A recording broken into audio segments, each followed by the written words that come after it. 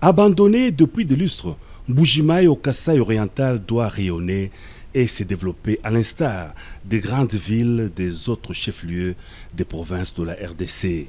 Le développement de la ville diamantifère passe notamment par les infrastructures routières. Les travaux de la nationale numéro 1, tronçon Mbuji-Mayi-Kananga, ont commencé sur leurs premiers 30 km. Ils sont financés par le gouvernement par les billets du Fonds de promotion industrielle.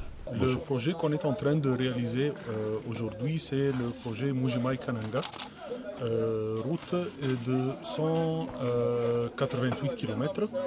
On a commencé à travailler dans le premier 30 km, réhabiliter le projet, le route, jusqu'à l'asphaltage. On a quelques problèmes, c'est qu'il y a les engins et les matériels qui traînent au port de Matadi et à Kasumbalesa et Lumumbashi aussi. Ça prendra du temps. Il y a les engins et les matériels qui sont sur Matadi, qui sont venus aussi il y a longtemps.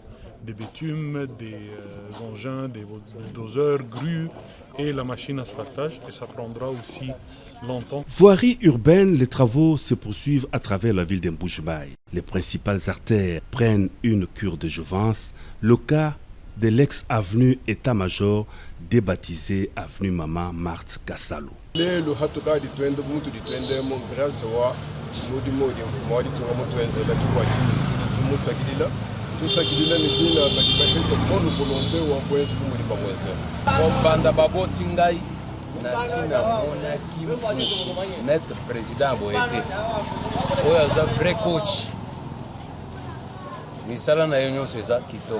J'ai fréquenté beaucoup cette route.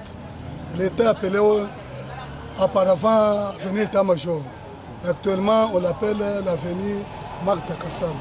Vraiment, quand je suis venu, j'ai trouvé qu'on était en train d'asphalter cette route. Et vu qu'avec les techniques modernes, vraiment, j'étais vraiment joyeux, j'étais très content. Et vraiment, sincèrement, j'avais donné mes sincères félicitations à notre président de la République. De l'eau potable pour tous en Mbuji-Mayi, la Régie des eaux a sensiblement augmenté ses capacités de desserte en eau potable grâce notamment au château d'eau construit en Mbuji-Mayi. Plus de longues files de mamans, bassins sur la tête à la recherche de l'eau potable à la rivière. Il faut avouer qu'il y a vraiment des avancées avec le lot 1 qui est finissant, le lot 2 est en cours et avec le lot 1, on a notablement amélioré la desserte dans ce qu'on appelle la zone d'influence de Bakwakapanga. On a construit deux nouveaux châteaux d'eau, 1420 mètres cubes chacun, surélevés à 13 mètres. Et on a construit un bâtiment de dosage.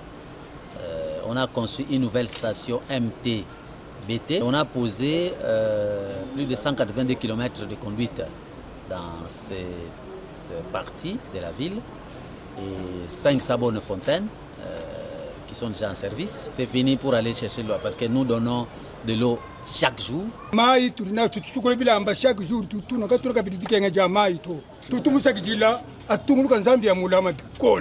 Des écoles voient leurs bâtiments réhabilités et reconstruits, les cas notamment à l'Institut du 4 janvier. Les deux bâtiments ont été construits et puis les deux autres sont réhabilités. Les enfants étudient dans des conditions vraiment déplorables. L'Institut Kalenda Moudichi est aussi en pleine métamorphose. Il y avait une école je pense qu'on a construit à l'époque coloniale. On a tout détruit et on a repris la construction. Actuellement, on est en train de construire l'école moderne qui est R+1. On est presque à 70% des travaux. Les grosses œuvres sont presque à 99% et le second œuvre est presque à 30%. Santé, l'hôpital général de référence de la Mouya, dans la commune qui porte le même nom, fera la fierté du Kasaï oriental. Je suis entrepreneur depuis bientôt 20 ans et je n'ai jamais vu une sollicitation comme celle que j'ai eue avec le président de la République pour ériger cet hôpital de référence. Il n'y en a pas beaucoup ici en Mbuji-Mayi et c'est une grande première. Nous avons été fiers d'être désignés comme les exécutants de cet ouvrage. Et à la fin, même la population se réjouit et nous-mêmes, nous sommes fiers d'avoir participé à la construction de notre pays à travers cet ouvrage. Il y a des soins de qualité parce que il y a un bloc opératoire moderne, il y a la chirurgie homme, femme, la médecine interne, la pédiatrie, la maternité. Donc, ce sont des ouvrages qui amènent un plus par rapport à l'existant ici en Buji-Mayi.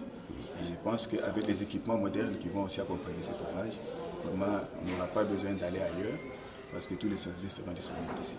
La population du Kasaï oriental salue vivement le programme de développement de la RDC sous l'impulsion du président de la République Félix-Antoine Tshisekedi Tshilombo. Ces programmes dont le Kasaï oriental est aussi grand bénéficiaire.